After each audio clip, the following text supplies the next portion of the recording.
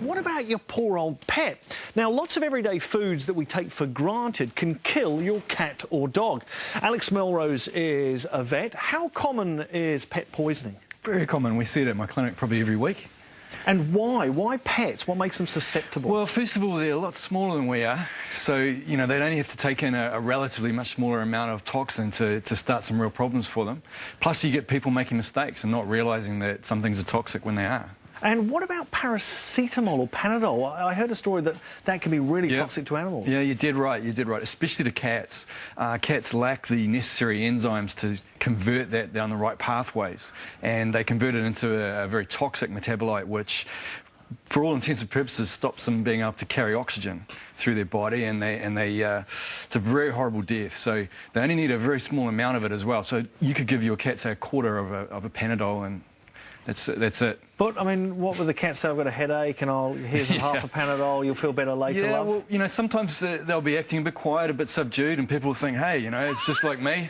Here we go. I shouldn't laugh, because this is serious stuff. Big mistake. And then hopefully if they get them into us very quickly, we can do something about it. OK, well, just hang there. Now, guys, who in the audience has got a pet? Hands up if you've got any form of pet at home. OK, does anyone know what's dangerous for your pet in the home? I mean, everyday items. Has anyone got any clues? OK, well, we've got a bit of a test lined up, and we've got some everyday items here, pretty innocuous items, bananas, avocados, we've got carrots, there's a glass of milk. And the idea is we're going to get a few of you to come over here, and there are two columns. One column for things that are good for animals, and the other one is the pet kill zone. So this is going to kill pets. And what I want you to do is come on over to the pet kill zone here and start basically putting the different items in the different columns. So good luck, guys, and we'll check back in with Alex. OK, after the break, if the Teflon doesn't get you, maybe the plastics will. So what is BPA and is it safe?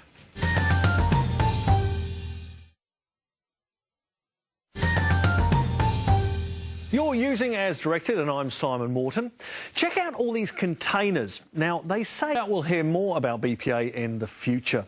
OK, time for an update on our pet toxic test. And, Alex, they're not doing too badly, are they? They're doing great. I'm very impressed. Now, raisins. What's going on with raisins there, Rog? You're the group spokesperson. The humans love the raisins, but not the animals. Why?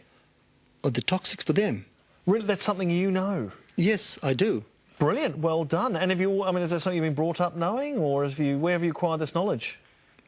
Reading books. Reading books? And with my pets. OK, so... When I was a kid, I had a nice little dog, and I fed it some grapes. And what happened? And then it went all crazy. And then I had to take it to a vet. Oh, no. And then, you know... Did it pass away? It did later on, and I kept blaming myself that probably it's because of that that it probably passed away. Alex, grapes, raisins, toxic? It sounds odd to me. They are. Not a lot of people know, so I'm pretty impressed with Raj there. Why? There's a whole lot of scientists in America at the moment studying why it's toxic, and no one can quite work it out. But what is known is that it causes huge amounts of kidney damage. You could get a handful of raisins, give it to your dog, and if it was just a particular dog with that sensitivity, could kill it. OK, thanks, Alex. More pet killers after the break. Along the way, why not catch up on episodes from previous shows? Well, Alex, we've got a final sort of decision here on our pet toxicity test, and I've got to say, the column on the right there, the stuff that's bad for pets is big. Is big. Yeah. Yeah. So it's pretty accurate. Really? I mean, they've done a pretty good job. I'd say all of these things on that side are potentially pretty dangerous. What about? I'd probably just slide that banana over. OK, so the banana... That's the only one I'm not too worried about in small amounts. And lilies, toxic to pets, why? Yeah, lilies are pretty severe, especially on cats. They're very sensitive to it.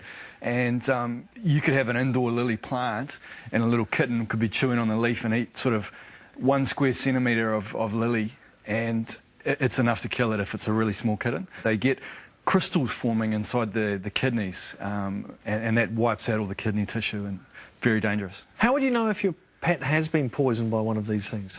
You're just going to see, I think the main thing is you're going to see sudden change. So, you know, sudden loss of appetite, sudden loss of activity, very depressed, sullen, unresponsive. If you see anything like that, any sudden change, especially in a young animal where they don't have the reserves to sort of, you know, fight it off, get some help. What about milk? I thought milk was, I mean, every cat would, you know, walk hundreds of kilometres for a glass of good old milk. Yeah. Well, the main problem there is that a lot of cats and dogs are pretty lactose intolerant. So although it's not truly a toxin, it can really cause a lot of stomach upsets. And what about avocados? Because I thought that was the wonder fruit. It's full of vitamins and fats and... Yeah, I think for people it's kind of like that because the fats are supposed to be good fats. But in animals, you know, they can get an overload of fats and find that very hard to digest. A high-fat meal can trigger off pancreatic problems. And it does also have an active ingredient in it called persin, which is toxic to gut lining. So if you've got your little Jack Russell suddenly going and visiting your friend's 10-acre block and running around eating a whole lot of avocados, it ends up with us with severe vomiting and diarrhoea, so it can be pretty nasty. What about the fried chicken? I thought fried chicken was going to be Rover would at the drive-in, he'd be ordering the family bucket. I think the biggest issue there is that it's very high in fat levels again, so they find it really hard to break it down. Could get pancreatic problems. Not a toxin as such, but potentially pretty dangerous. Plus, the other thing is if they rip into the bones, we see a lot of problems with chicken bones, and we've got to go in and surgically take the splinters out, you know, because they're cutting through the bowel. Now, somebody told me that breath freshener mints are particularly toxic for cats and dogs. Those little sort of, you know, you pop them in, they're in the car, you have them knocking around the house. Well, there's a smart person that told you that, because it's very true. What does that do, apart from the fresh breath? Yeah. They smell good temporarily, and then things go downhill rapidly from there. It's got xylitol in it, and especially dogs are very sensitive to xylitol, and it causes a lot of liver cell damage. And there's been a lot of cases recorded of dogs dying